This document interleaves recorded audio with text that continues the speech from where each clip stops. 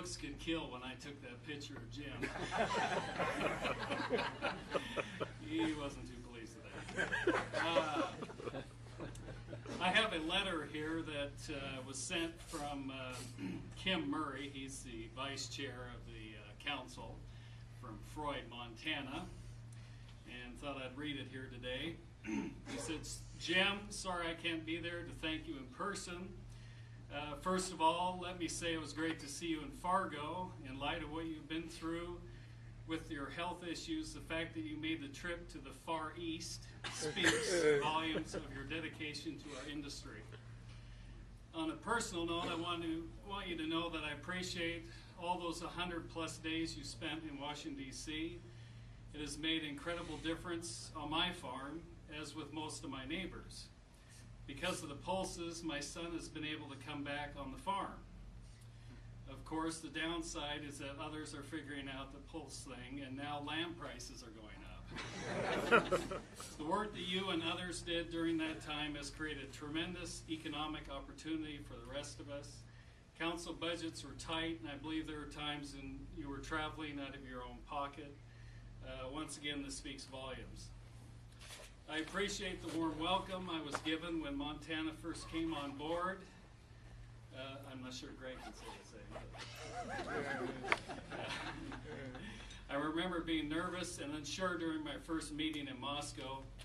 As you recall, those were turbulent times on the council.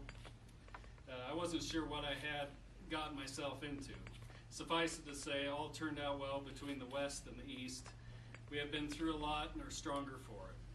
There are two fun things I want to do before my time on the council is done. One is to make it out to your lake house. I've been seeing pictures, floor plans, and I've heard how nice a place it is. I hope I can squeeze an extra day or two on one of my trips out and visit you sometime. And I'm sorry, I don't think the next gentleman is here, but the other is to get a demonstration of Howard's cannon. This is Howard Jones. And who wouldn't want to see that? Best wishes, Kim Murray. So, I had a few items to talk about. I think Greg took one of my stories. That's a classic.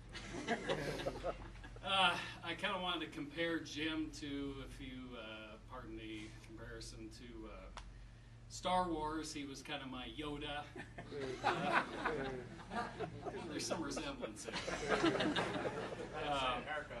Same haircut. And anyway, with me, he kind of, he took me through some things I needed to know. And one of the things was, of course, history. He liked giving history of the organization and what he had done.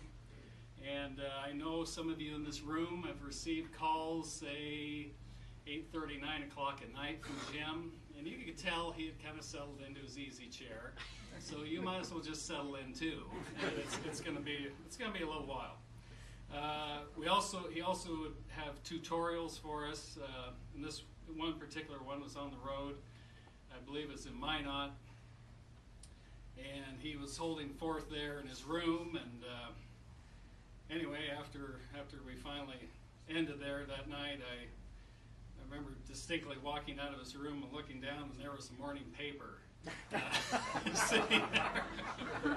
So that was a good thing. So actually, then about an hour later, he was at my door for breakfast. But another item in which has really come true is, and he always talked about, was things will go to hell when you're traveling on the road. And I noticed, that stuff would happen to him, and by golly, my last trip, the power went out for 33 hours. So. But, and also quickly, he always would more willing give me travel pointers. Thompson, you gotta have headphones, you gotta have an iPod, you need a laptop. By God, you need a bag to roll that laptop. You don't want to be carrying that damn thing through the airport. You need a smartphone, and by golly, Jim, now I have all those things. My Visa card can thank you, I guess. One thing, I haven't got the high-speed internet, and I just do that to irritate McGreevy. I can't get all his emails he sends me every day. And also then the final thing would be the graduate school that we've since I've become chairman. And Jim will contact me with phone calls. And my last, I think it was in July, I had to testify before the House Ag Committee, and Jim knows all about that. He'd done that. And of course, he's texting me too along the way. And one of the texts I remember getting was, how's your butt after the 5-hour plane flight? But he's as Tim said, he's been a great mentor, and I kind of joke about it, but I was benefited by all the training. Jim didn't have this training, and he didn't ask for the leadership, and he took it on. So I was going to get through this, but anyway, his dad had told him to, watch out for this industry and keep it going, and you've done a hell of a job, Jim. Wish you the best.